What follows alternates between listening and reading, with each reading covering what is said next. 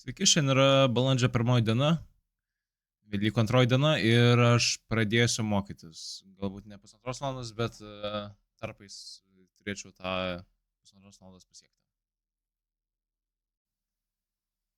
Šiandien mokytis jau baigiau, truputį gan vėlu, bet pasižiūrim, ką išmokau šiandien.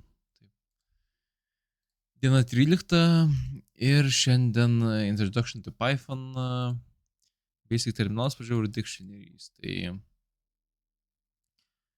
baziniai terminalai, dictionaries ir lieka daugiau funkcijų ir klasės pereiti. Ir tuomet šiaip aš nežinau, ar darysiu projektą.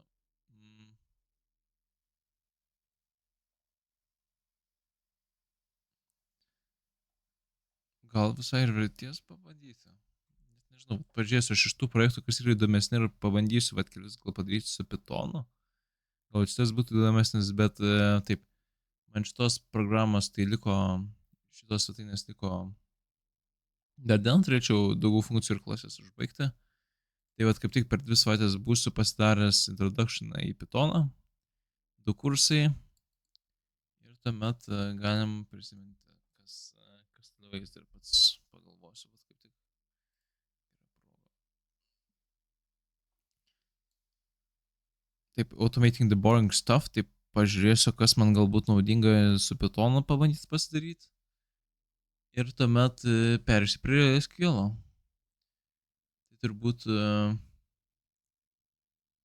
padarysiu taip, kad vat, pabaigiu dar per rytojų šitą.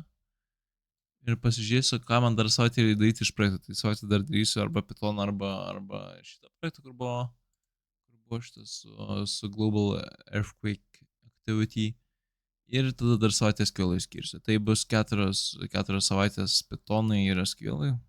3 savaitės Pythonai, 1 SQL. Ir tuomet čia aš pradėsiu. Čia dar bus Gitui ir Webui. Tai reikia turbūt sutarpinti 1 savaitę Webas ir Gitas, o 3 savaitėm dar tada. Ne 3 gal mažiau. Gal dar 1 savaitę pažiūrėsiu, kas iš tų yra. Nes pažiūrėjau Pythono crash kursą, tai čia tas pats, kas Introduction to Python. Ir Real Pythone ten pažiūrėjau, kad man aktualu, tai ten jau prasideda Django.